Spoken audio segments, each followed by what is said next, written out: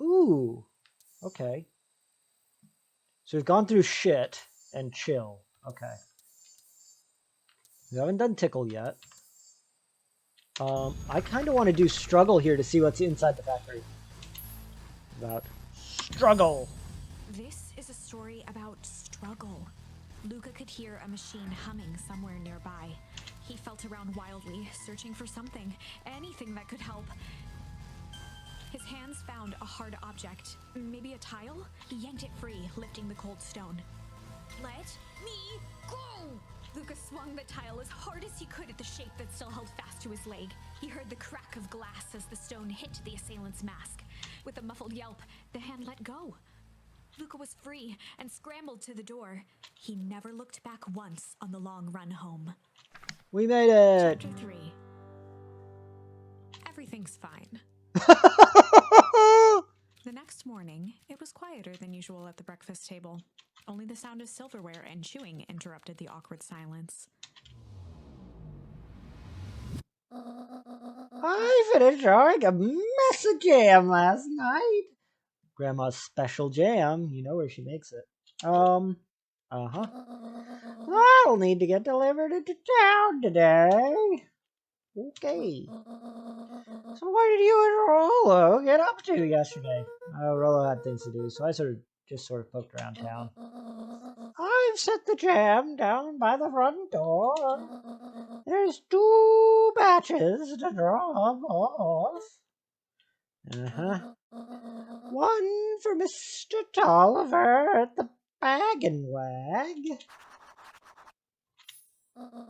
Another for Mrs. Fratelli at the diner.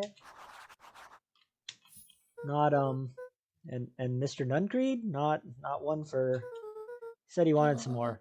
I suspected as much. Grandma will get him her special jam later. Oh yes. As he seems to have taken a particular interest in my jam. There are some extras in the basket for that enthusiastic gentleman. Oh. Okay. Just to make sure Fratelli and Oliver get the ones on top. Oh, Grandma likes to be on bottom. I see how it is. Okay. Off with you now while the day is still young, unlike me. Hold on. Just got some. There we go. She just doesn't care. She doesn't care. She doesn't care, does she, Winifred? You care. You care. You care about it. Hello, it's Juniper Hartford. Before you hang up, just hear me out. I have a business proposition. The simple matter is we both have the same problem that needs solving. Very well, we can meet tonight. Right, Winifred? Right, let's just grab this and get the fuck out. Okay, sorry about yesterday. Roxy can be so annoying. Good news, no more boring chores for me today. You make it to the old Valentine warehouse? Give me the dirt. Something happened. There was someone else there. What? Who was it? Was it aliens? I knew it would be aliens. No. Zombies? No. Alien zombies? What else could it possibly be? Rollo. Gotta deliver these into town first. We can catch up later. Ooh, is it a whole thing? Sounds like a whole thing. Yeah, we shouldn't talk about it here. Meet me at the treehouse tonight. I'm not sure what this treehouse is that you speak of. Meet me at Mission Control. Roger that, Space Cadet. Alright, going into town. Making our way into town. Carrying some jam. Not giving jam to Mr. Nuncreed. Do. You tell those jerks it doesn't matter how many boxes they pile up. I ain't moving. Okay, whatever, man. The Pupper Boy. Okay, let's go talk to him. Wait, watch your step. Oh, sorry. There's a whole family of beetles here. They've gone missing. But they just sort of wandered around. Everyone has a home, Luca. Even beetles. Checked the soles of his sandals. I think we're okay. It's weird that they're gone. They went missing when the festival preparations began. Think the noise scared them away? Something like that. Just watch where you step, okay? Absolutely not. We step through life without regard for the lesser creatures.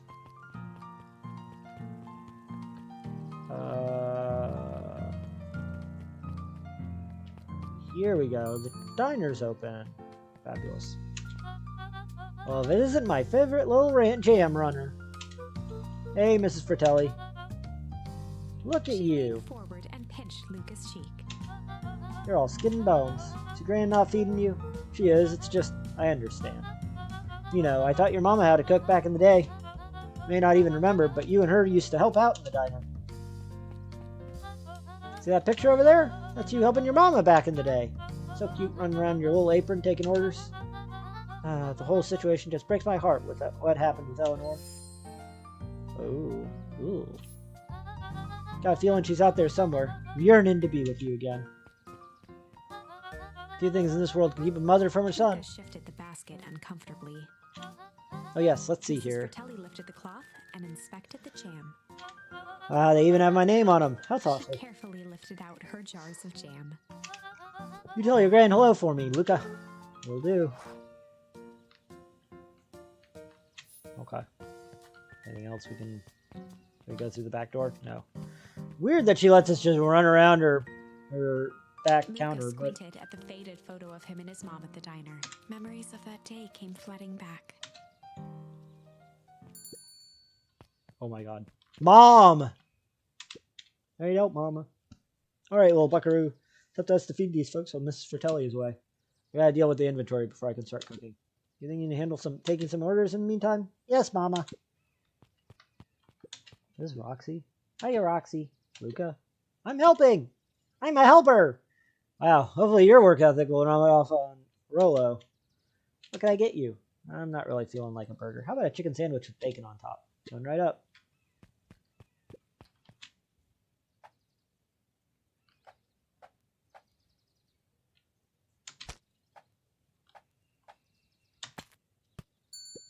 Dawn.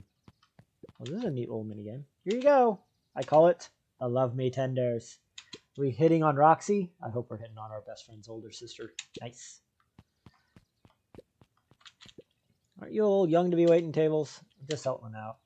My father had me hustling it when I was your age as well. Father always says, children are to be sails, pulling a family ever forward. You hear that, Winifred? You are a sail. You pull your family forward. That doesn't sound very fun. There's plenty of time for fun. For instance, Father and I always make time to have lunch together once a month. Luca glanced at the empty seat across from Gus. Should I come back? Oh no, it turns out Father was too busy to have lunch today. I'll just go ahead and eat alone. Oh. The silver lining is, without him around, I can have my usual. Nice stack of cold cuts topped with a pile of sloppy chili. Cold cuts and chili. Okay.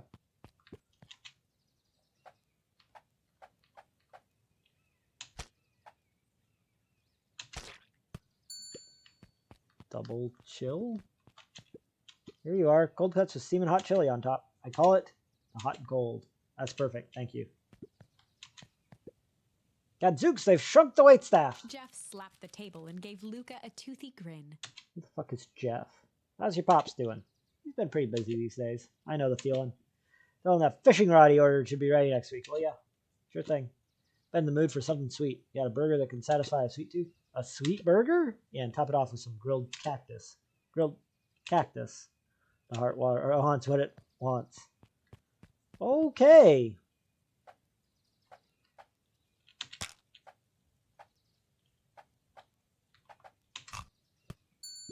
We'll do what we can here, I think. Here's your order. I call it the sweet and stabby. Now that's a burger with bite. Okay, Mom, we've filled some orders. Looks like we're missing a few things. Why don't you run out and grab some more ingredients? Okay, I'll be back.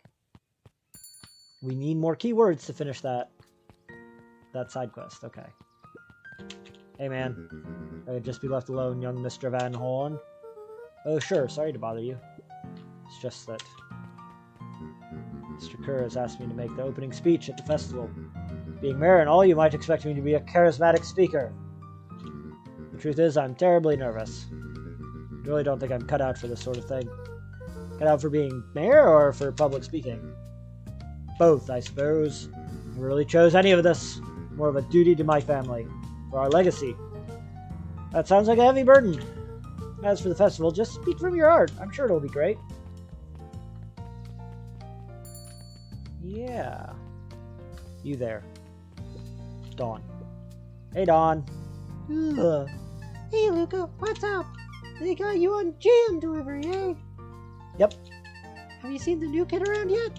New kid. Yeah, came in from the big city. Our parents both got jobs here. But get this, one of them is working for William Kerr in Perennial Harvest. The other is working for his Valentine! And? The Valentines represent Beacon Mine's past. Perennial Harvest has positioned itself as this town's future. Must make for some interesting dinner table conversations. I can imagine. Okay.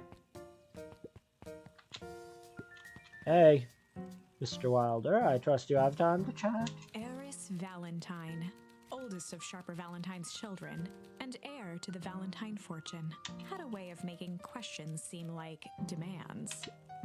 Certainly. What seems to be the problem? Mr. Wilder had learned to assume that if he was hearing from Eris, it was because she had taken issue with something he had put in the paper. I couldn't help but notice that the front page of this morning's paper was consumed with stories about this silly festival. Well, yes, that is the news of the day. There's no mention of the museum, nor the foundation to which it was endowed. I'm sorry, Miss Valentine, my readers are more so interested in this town's future rather than any one family in particular. There was a time, Mr. Wilder, when the goings-on of my family was the only thing this town cared about. Well, things change, ma'am. And you know, change is dangerous. If you finish that thought, I will make that monocle a permanent fixture of your anatomy. My apologies. Good day, Miss Valentine. Did I give you the impression this conversation was finished? Mr. Wilder averted his gaze and began to polish his monocle. Well, good day, Mr. Wilder. Okay then. Last chance diner. Yeah, well. Your diner has the last chance. Anger from the past. Mistakes not yet made, and a glimmering hope for the future. He carried them all in equal parts everywhere he went. Oh heavens, what a burden to bear.